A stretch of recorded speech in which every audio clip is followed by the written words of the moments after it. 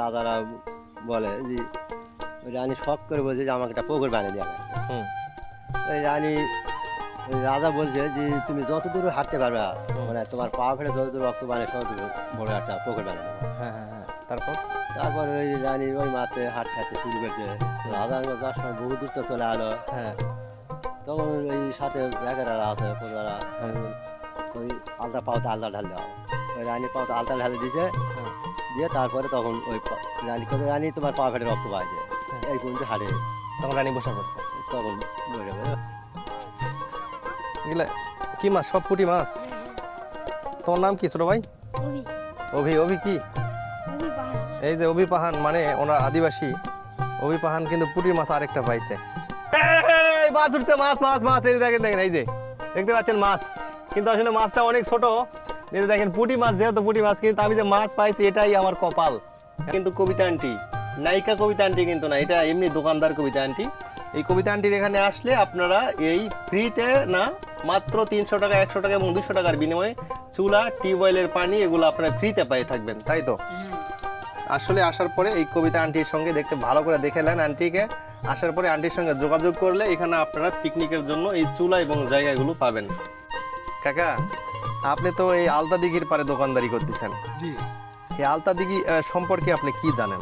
আমার তেমন ধারণা নাই, আমার দাদির মুখে শোনা। এই আলতা দিঘিতে রানী আর রাজা আসছিল, আসে এখানে শিকারে আসবে, আসে হ্যাঁ, বলেছে যে রানী মশাই বলেছে যে আমি একটু গোসল করবো, তার তো কোনো পুকুর নাই। তখন বলেছে রানী মশাই তাহলে তুমি হাঁটো, যতদূর হাঁটবে অতদূর আর পুকুর করবে। মানে রানী যতদূর হেঁটে যাবে ততদূর পর্যন্ত পুকুর। ওই করতে করতে রানী হাঁটতেছে, হাঁটার পরে রুজির নাজির দেখতেছে যে রানী মশাই তো হাঁটতেছে খালি পায়ে, তাও হাঁটতেছে, তাহলে তো আমাদের রাজভান্ডারই শেষ হয়ে যাবে এত বড় পুকুর করতে। তখন ওই আলতা একেবারে আলতা বের করে পায়ে ঢালাতে করছে, রানীমা আপনার তো পায়ে রক্ত বের হচ্ছে। তখন রানীমা থমকে যায়, ওখান থেকে সমাপ্ত। এই জন্য এই দিঘিটা এত বড়। এই জন্য এই দিঘির নাম আলতা দিঘি নামকরণ হয়েছে আলতা দিঘি এবং আলতা দিঘি বলে পরিচিত হয়েছে।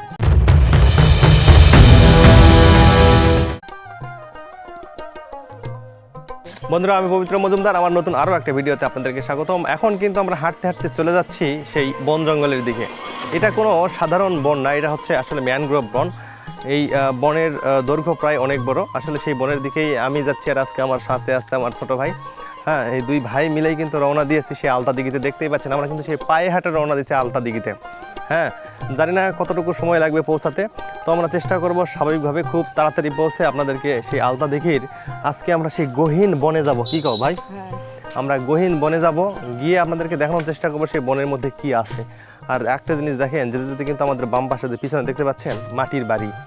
আমি মনে করি যে হয়তো আমাদের বগুড়া জেলায় মাটির বাড়ি, এতো সেটা না, নওগাঁতেও দেখতে পাচ্ছেন এই যে আমার ডানে বামে সব জায়গায় মাটির বাড়ি। আর দেখেন গরু কিন্তু খুব সুন্দরভাবে শুয়ে আছে। চলুন তাহলে আমরা আজকে নিয়ে যাই আপনাদেরকে সেই আলতা দিঘিতে। এই যে এই 3 রাস্তার মোড়ে চলে আসছি। এখান থেকে কোন দিকে যাবো ভাই? সোজা। আর এইদিকে গেলে আচ্ছা, আসলে যেটা ভাইরাল, ওই যে টাওয়ারে উঠে লোকজন ছবি করে ভিডিও উঠায় বা ভিডিও করে ছবি উঠায়, ঠিক সেই জায়গাতে যাচ্ছি। আর মাঝখানে যাওয়ার সময় 3 রাস্তার মোড়ে এইরকম মসজিদ পড়বে। আপনি মসজিদ থেকে ডান দিকে গেলেও দিঘি পাবেন, এবং আমি যে সোজার দিকে যাচ্ছি এইদিকে গেলেও আপনি পাবেন। আরেকটা জিনিস লক্ষ্য করছেন, আলতা দিকে যাইতে যাইতে এখানেও কিন্তু আর্জেন্টিনার লোক আছে। এই যে গাছের উপরে দেখতে পাচ্ছেন আর্জেন্টিনার পতাকা। আসলে শুধু আমাদের ওইদিকে আর্জেন্টিনার লোক আছে, এখানে নাই তা তো হবে না। এই যে দেখেন, আপনার বাড়ি এখানে। আলতা দিঘি আর কত দূর পাইছি? লোকজন আসে এখানে? হ্যাঁ, প্রচুর মানুষ। তাই? মানে প্রতিনিয়তই ঘুরতে আসে না? কেমন লাগে আপনাদেরকে দিঘির কাছে আমাদের বাড়ি? দোকানপাট আছে, বেচা কিনা হয়। দোকানও দিচ্ছেন ওখানে? হ্যাঁ, দোকান আছে। আচ্ছা, এটা বিকাল বেলা যাবেন দোকানে? বৈকালে মানে দোকান খোলা আছে, সমস্যা নেই। ও আচ্ছা, আপনি একটু বাসা দিয়ে গেছিলেন? হ্যাঁ, বাসা দিয়ে গেছিলাম। এখানে দোকান খোলা আছে, সমস্যা নেই। আচ্ছা, আসলে সামনে দিঘি পাইছি না? এই যে আসলে দেখতে পাইছেন যে আমার ডান পাশে এইটা দিঘি। ওনাদের কিন্তু দোকানও আছে। এই যে দেখেন, শুরুতেই কিন্তু আমরা একটা দোকান পেলাম আমাদের বাম পাশে। এই যে বাঁশ দিয়ে সুন্দর করে কিন্তু ঘিরে দেওয়া আছে। যারা পর্যটকরা আসেন ওনারা কিন্তু এগুলোতে বসে চাটা, মানে যার যে এরকম ফাস্ট ফুড প্রয়োজন হয় ওনারা কিন্তু খায়।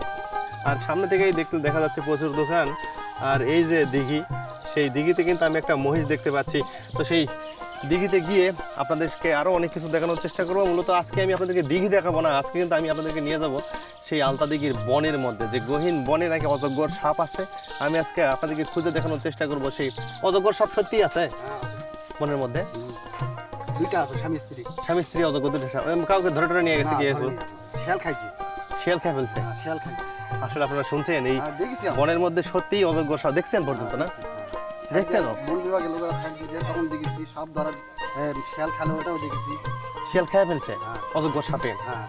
বন্ধুরা আপনারা ভাবতে পারেন অজগর সাপ কিন্তু অলরেডি শিয়াল পর্যন্ত খেয়ে ফেলছে, যখন ছেড়ে দিচ্ছে তখনও দেখছেন না? তো আমরা কিন্তু আপনাদেরকে আজকে দেখানোর চেষ্টা করবো যে অজগর আমরা দেখতে পাই কিনা। তো আসলে কত দূর হাঁটতে পারবো জানি না। এটা আমাদের দোকান আসলে ওই ভাইদের কিন্তু ওই যে নূরে জান্নাত চাইনিজ হোটেল অ্যান্ড রেস্টুরেন্ট, এখানে আপনারা যদি আলতা দিকে আসেন তাহলে কি অফার আছে পাবলিকের জন্য বলেন? এখানে অর্ডার নেওয়া যায়, অর্ডার নেওয়া যায়, সবকিছু পাওয়া যায়। অফার কি দিচ্ছেন সেটা বলেন পাবলিককে। ভিডিও দেখে যদি আসে তাহলে কত % ডিসকাউন্ট দেবেন? কিছু কম বেশ করা যাবে। বন্ধুরা আপনারা এই নূরে জান্নাত দেখতে পাচ্ছেন, নূরে জান্নাত হোটেলে আসার পর আমি পবিত্র মজুমদার আমার ইউটিউব চ্যানেল অথবা ফেসবুক পেজের যদি ভিডিও দেখে আসে, ওই যে আপনার বোন না, এই যে ওনার বোন, এইটা আপনারা জিজ্ঞেস করবেন, আপনাদেরকে যতটুকু প্রয়োজন সাধ্যের মতো আপনাদেরকে রুচিসম্মত খাবার দিবে এবং ডিসকাউন্টও দিবেন। দেবেন তো? এই যে দেখেন ওনারা কিন্তু সবাই আছে, এই যে বোন, এই যে ভাই, আপনি কারিগর, উনি কিন্তু কারিগর, উনি কিন্তু সুন্দর করে রান্না করে খাওয়াবে। যদি কেউ ভিডিও দেখে আসে আসলে তো ডিসকাউন্ট দিবেন, দিবেন তো? আসলে ওনারা কিন্তু খুব ভালো মানুষ, সেই প্রথম থেকে আমার সঙ্গে কথা বলতেছিল। আপনারা যদি ভিডিও দেখে আসে বলেন তাহলে ওনারা ডিসকাউন্টে আপনাদেরকে রুচিসম্মত ভালো খাবার পরিবেশন করবে। গল্প করতে করতে পায়ে হেঁটে চলে আসলাম সেই ওয়াচ টাওয়ারের কাছে। আমার কাছ থেকে আর মাত্র 50 ফিট দূরেই সেই ওয়াচ টাওয়ার, এখান থেকেই কিন্তু দেখা যাচ্ছে। কিন্তু এখানে আবার এই মামা বসে আছে, কারণ আসার সময় পায়ে হেঁটে যখন আসছিলাম তখন এই মামার সঙ্গে কথা হয়েছিল। মামার সঙ্গে আরও অনেক কিছু জানলাম, তারপরে আবারও ছুটে চললাম সেই ওয়াচ টাওয়ারের কাছে। ওয়াচ টাওয়ারে গিয়ে আমি আপনাদেরকে দেখাবো এবার ওয়াচ টাওয়ারে কি কি রয়েছে। ওয়াচ টাওয়ারের একদম কিন্তু ইসে চলে আসছি, মানে নিকটে চলে আসছি। এর কিন্তু চারিপাশে সিঁড়ি, আমি আপনাদেরকে একটু দেখাই। এই ওয়াচ টাওয়ার এই নিচ থেকে দেখলে কিন্তু ঠিক এইরকম অনেক উঁচু, আর আমরা সেই ওয়াচ টাওয়ারটার একদম কাছাকাছি চলে আসছি। অনেকগুলো সিঁড়ি, 1 2 3 4 5 6 7 8 9 10, আসলে 10টা সিঁড়ি বেয়ে উঠতে হবে। আঙ্কেল আসসালামু আলাইকুম, কোথা থেকে আসছেন? নওগাঁর মধ্যে আমাদের নওগাঁ জেলার বাড়ি অবশ্য। আচ্ছা আচ্ছা, ঘুরতে আসছেন? রানীনগর থানা। রানীনগর থেকে আসছেন? ও তার মানে ওই মাথায় রানীনগর থানা আবাদপুকুর।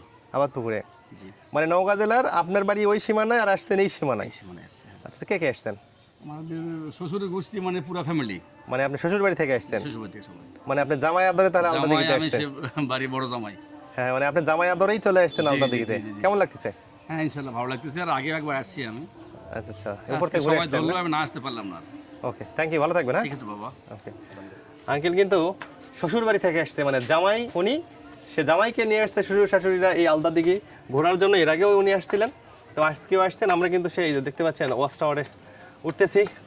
আমি কিন্তু এই প্রথম, যদিও আমার বাড়ি বগুড়াতে, তো বগুড়া থেকে আলতা দিঘি কাছেই, আমার এর আগে কখনো আসা হয়নি। ওই যে ছোটো ভাই আসছে, এর আগেও শুধু উপরে গটগট করে উঠে যাচ্ছে। কিন্তু শুধু যে মানুষই এর উপরে উঠে এমন কোনো কথা নেই, এখানে দেখেন ছাগল পর্যন্ত কিন্তু আছে। এই যে ব্যাপক পরিমাণে ছাগলও এই ওয়াচ টাওয়ারে উঠছে। আমি কখনো উঠিনি, তো আমি আজকে উঠতেছি।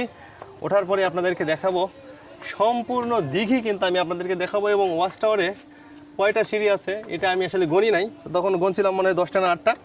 এখন এখানে 1 2 3 4 5 6 7 8 9 10, 10টা করে সিঁড়ি রয়েছে, প্রত্যেকটা এরকম কাটাতে। এই 10টা করে সিঁড়ি বেয়ে বেয়ে আপনাদেরকে উঠতে হবে সেই ওয়াচ টাওয়ারের একদম শীর্ষস্থানে, মানে উপরে। আর এই ছোটো ভাই প্রত্যেকটা কাটাই কাটাই কিন্তু ও ছবি উঠাচ্ছে এবং দেখার চেষ্টা করতেছে উপরে কি কি আছে। তো আমি এই ছাদের উপরে গিয়ে আপনাদেরকে সম্পূর্ণ যে আলতা দিঘির বন জঙ্গল আছে এটা কিন্তু আমি ড্রোন দিয়ে আপনাদেরকে দেখাবো। তো উঠি, আসলে প্রচুর উঁচা, জীবন শেষ উঠতে উঠতে ওঠার চেষ্টা করি। দেখতে পাচ্ছেন কত সুন্দর, মনে হচ্ছে বান্দরবন চলে আসছি। দেখেন, একটু দেখেন যে কত সুন্দর। আরও কত দূর? ওই উপরে ওঠা যাবে না ভাই? হ্যাঁ হ্যাঁ, উপরে যাওয়া যাবে। চলো তাহলে উঠে চেষ্টা করে দেখেন 2 মিনিট 3 মিনিট কিন্তু সময় লাগতেছে উপরে ওঠার জন্য। হ্যাঁ, এই যে ভাইরা আসছে। ভালো আছেন ভাই? না, আসসালামু আলাইকুম, কেমন আছেন? কোথা থেকে আসছেন? আমরা ভাই আবাদপুকুর থেকে আসছি। আবাদপুকুর মানে নওগাঁ জেলারই ওই সীমান্ত থেকে আসছেন? আচ্ছা আচ্ছা, ভাইরা কিন্তু আবাদপুকুর থেকে আসছে, সবাই মনে হয় এনজয় করার জন্য আসছে, আমরাও আসছি। তো এখনো পাওয়া যাচ্ছে না। পবিত্র মজুমদার, ফেসবুক পেজ ইউটিউব দুইটাই পবিত্র মজুমদার। আমার বাড়ি আপনার বাড়ির কাছেই, আদমদিঘিতে। আপনার কোথা থেকে আসছেন? আবাদপুর থেকে আসছি। ওই একই মানে সবাই এক? আচ্ছা আচ্ছা, ভাই আবাদপুর কোথা থেকে আসছেন? আবাদপুর কালীগ্রাম। মানে ওইটা আত্রাইয়ের দিকে? না, কালীগ্রাম, আবাদপুর কালীগ্রাম পাশে। ওই ভিজিটিটি আছে এইদিকে নাকি? তো আমরা কিন্তু এখন যে আলতাদিঘির এই ওয়াচ টাওয়ারটা আছে, এটা কিন্তু টপ লেভেলে পৌঁছে গেছি। কিন্তু দুঃখের বিষয়, আমাদের বাংলাদেশে আমি যখন স্কুল কলেজে পড়ছি তখন বেঞ্চ এবং বাথরুমে লেখা থাকে, কিন্তু এই ওয়াচ টাওয়ারেও যে এত লেখা দেখেন, জান্নাত, শহীদ, আসলে শহীদ হয়েছে নাকি আমি জানি না, মেজবা, রিপন, মোবাইল নাম্বার পর্যন্ত দেওয়া আছে। আপনাদের যদি কোনো কিছুর প্রয়োজন হয় এই ওয়াচ টাওয়ার থেকে এসে নিয়ে যাবেন। এরা যে কেন লিখছে এখানে, কী কারণে লিখছে এটা আমি জানি না। আমি তো মনে করি যে শুধুমাত্র মনে হয় স্কুল কলেজ বা টয়লেটের বাথরুমের দেয়ালেই লেখা থাকে, কিন্তু এখানে এসে দেখি দেখেন ভাই, নামাজ কায়েম করুন, বিরামপুর দিনাজপুর, 5 বিবি, নয়াপাড়া, সজীব, আসলে অনেক কিছু এখানে লেখা আছে। কেন যে এখানে এরা লেখে আমি কিছু বুঝি না।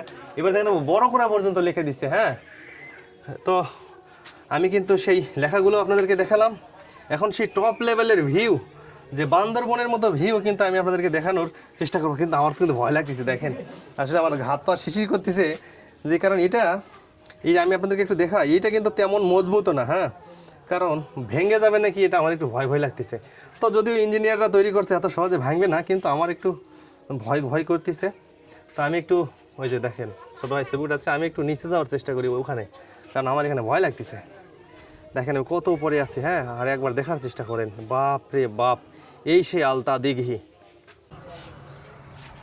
ভাই। আসলে এখানে ওঠার পরে আমার হাত পা কিন্তু হেভি শিশির করতেছে, মানে আমি একদম কিন্তু সাইডে যাইতে পারতেছি না। কারণ দেখেন এর যে এই লোহাগুলো আছে, এটা মোটামুটি খুব একটা যে সেফটি দিবে এরকম কিন্তু না, যার কারণে আসলে আমার মনে হয় হার্টের সমস্যা আছে। মানে আমার হাত পা খুবই শিরশির করতেছে, যার কারণে কিন্তু আমি এখানে বেশিক্ষণ থাকিনি, শুধু ওঠার পরে নেমে গেলাম। এই যে ভাইরা আসছে, ভাইরা কোথা থেকে আসছেন? ভাই আমরা জয়পুর থেকে আসছি। জয়পুর, তাও তো আপনাদের বাড়ির কাছে। আপনার কি ভয় লাগতেছে কেন ওঠার পরে? মোটামুটি মোটামুটি না, হ্যাঁ। কিন্তু আমার কিন্তু সেই ভয় লাগতেছে। আসলে ভাইয়ারা জয়পুরহাট থেকে আসছে, মোটর বাইক নিয়ে আসছে। তো এখান থেকে নেমে যায়, আর বেশিক্ষণ থাকবো না। কিন্তু এখানে আরেকটা জিনিস আমি আপনাদেরকে দেখাই, যদিও অথবা কর্তৃপক্ষর দৃষ্টি আকর্ষণ করছি না, তবে আপনারা পারলে এটা মেরামত করার চেষ্টা করবেন। দেখেন এখানে কিন্তু একটা ছিল, মানে পাইপ ছিল, যেন লোকজন না পড়ে সেফটির জন্য, কিন্তু সেখানে এটা খুলে তো গেছে, আবার কে জানি খুলে নিয়ে গেছে। দেখেন এখানে কিন্তু নাই। হ্যাঁ, এই যে দেখতে পাচ্ছেন, এটা কিন্তু একদম খুলে গেছে। তো আসলে কর্তৃপক্ষ যদি আপনারা দেখে থাকেন, তো এটা আসলে মেরামত করে দিবেন, কারণ যেহেতু এটা আমরা 7 তলাতে আছি, যে কোনো মুহূর্তে খুলে এরকম দেখেন ছোট বাচ্চা কাচ্চারা আসছে, এটা আসলে ঝুঁকির মধ্যে পড়ে। তো আপনারা যদি পারেন এটা আসলে ঠিক করে দিবেন। তো ভাই রে ভাই, এখন আমরা এখান থেকে নামতেছি, কারণ এর উপরে বেশিক্ষণ থাকা যাবে না, কারণ যদি এটা ভেঙে পড়ে যায় তাহলে কিন্তু আমি একটু পুরা মরেই যাবো, আর বাঁচার কোনো উপায় নাই। কারণ এই ইটের মধ্যে যদি পড়ি, তাই না ভাই? হ্যাঁ, ভাই কিন্তু বলছে একদম কথা রাইট। ভাই আর ভাবি আসছে, আমরাও ঘুরলাম। তো এটা ইটের নিচে পড়লে আর বাঁচাই যাবে না। আর আমার কাছে মনে হয়েছে এই সেফটিটা আমাদেরকে সেফটি দিতে পারবে না, কারণ এটা ভেঙে গেছে, তারপরে কর্তৃপক্ষ মেরামত করেনি। হ্যাঁ, তো আমরা এই জন্য নেমে যাচ্ছি। আবার আমরা এখন যাব সেই দিঘিটার দেখাতে, দিঘির পরে আমি আপনাদেরকে নিয়ে যাব সেই গহীন জঙ্গলের মধ্যে।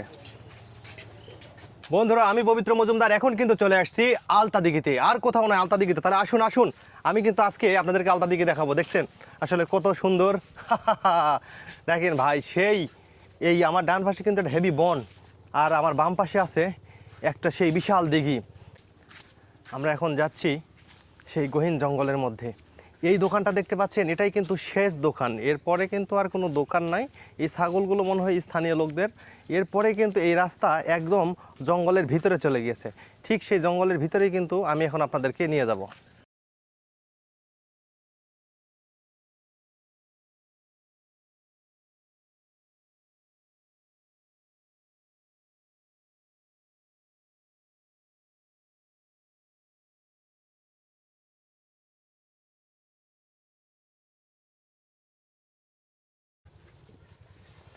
আলতা দিঘিতে আপনারা যে শুধু এই বন জঙ্গল এবং দিঘি দেখতে আসবেন এটাই কিন্তু নয়, এখানে মানুষ পিকনিক করতেও আসে এবং এই পিকনিক স্পটও কিন্তু এটা। এখানে আসার পর আপনারা দেখতে পাবেন এই যে রাস্তা দিয়ে আসার পর এই আন্টির এরকম দোকান পাওয়া যাবে, সেই দোকানের পরেই কিন্তু এখানে রয়েছে এই যে চুলার ব্যবস্থা, মানে যেখানে আপনারা একদম রান্না করে খেতে পারবেন। এই যে দেখতে পাচ্ছেন একদম কিচেন, কিন্তু কিচেন রুম কিন্তু রেডি। দেখেন একটি নয়, দুইটি নয়, 3টি চুলা আছে এখানে, মাটির চুলা এবং বড় বড় চুলাগুলো দেখতে পাচ্ছেন। এই চুলায় কিন্তু দেখেন মনে হয় আজকে অথবা কালকে রান্না হয়েছে, এখানে কে জানি পিকনিক করে গিয়েছে। এবং এখানে রয়েছে একদম মিনারেল ওয়াটারের ব্যবস্থা। এই যে দেখতে পেলেন, এই যে পড়তিছে একদম মিনারেল ওয়াটারের কিন্তু ব্যবস্থা আছে এখানে। আসলে এই চুলা ভাড়া নেওয়ার জন্য কত টাকা গুনতে হবে এই সকল কিছু আমি আপনাদেরকে জানানোর চেষ্টা করব। এখানে এই আন্টি এই সব কিছু ভাড়া দেয়। তাহলে আবার আমরা আন্টির কাছে গিয়ে শুনি আসলে আন্টিগুলো কত করে ভাড়া দেয়। আন্টি কেমন আছেন? ওয়ালাইকুম আসসালাম। ভালো আছেন না? শরীর স্বাস্থ্য ভালো আছে? এই যে আপনার চুলাগুলা, এগুলা ভাড়া নিতে গেলে কত করে টাকা দিতে হবে আপনাকে? যেঙ্কারা মানুষজন বা বড় পিকনিক আলে নিয়ে 300 400, আর ছোট পিকনিকে 10-12 জন না খালে 100, হয়তো 15-20 জন খালে 200, এইরকম করে আমরা ভাড়া নেই। এরকম করে ভাড়া দেন। এখানে আপনি কি চুলাই দিবেন না ডিশগুলোও দিবেন? না, খালি চুলাই দেই। খড়িও ওরাই নিয়ে আসে। মানে সব আপনি শুধু চুলা আর এই টিউবওয়েল জায়গার বসে খাওয়া না। আচ্ছা, এগুলো আপনি দিলে 300, 100 আর 200 টাকা। 300 টাকাটা সর্বোচ্চ বড় পিকনিক, 200 টাকাতে মাঝারি, 100 টাকাতে ছোট।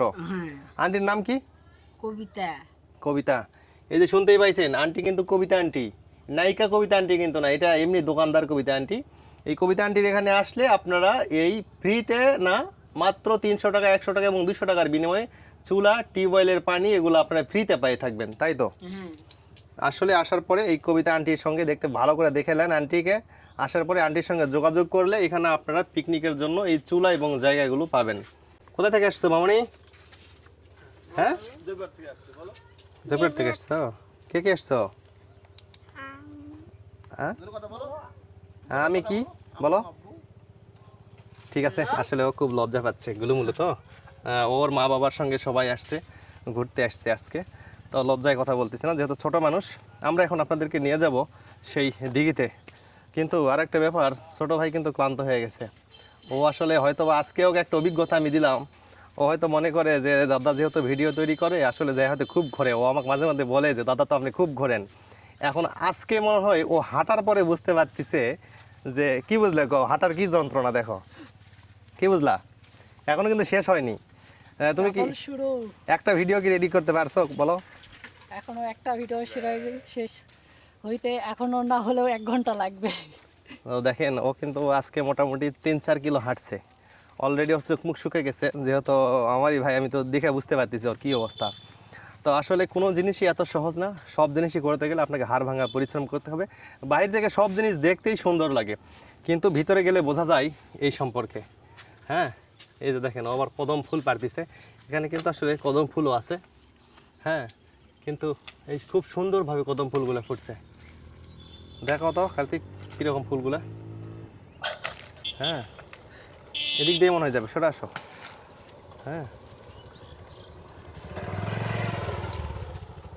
কয়টা? 2টা কদম ফুল না? চলো, এই দিঘিতে কিন্তু এই ভাইরা আবার মাছ ধরতেছে। আসলে দেখি ওরা কি মাছ পাইছে, মাছ পাইতেছে নাকি আসলে দাঁড়ায় আছে।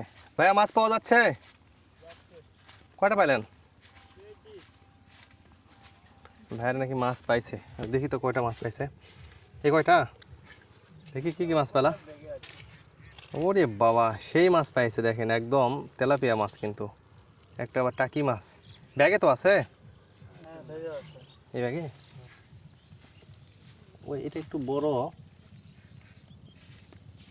ওরা কিন্তু এখানে মাছ ধরতেছে, দেখেন এই যে এটা কিন্তু ইয়ে করতেছে। হ্যাঁ, উঠবে এখন।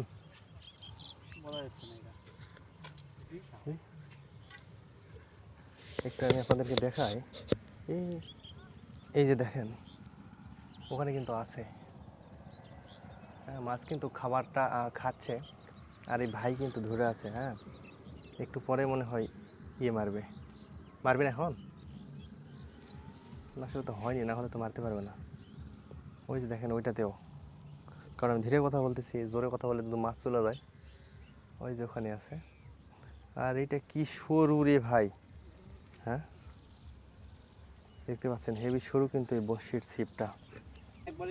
ভাই একটা অলৌকিক কথা শুনলাম, ওই ভাইয়া বলতেছে এই দিঘিটা নাকি একদম শুকা পাটকাঠি ছিল, তাই না?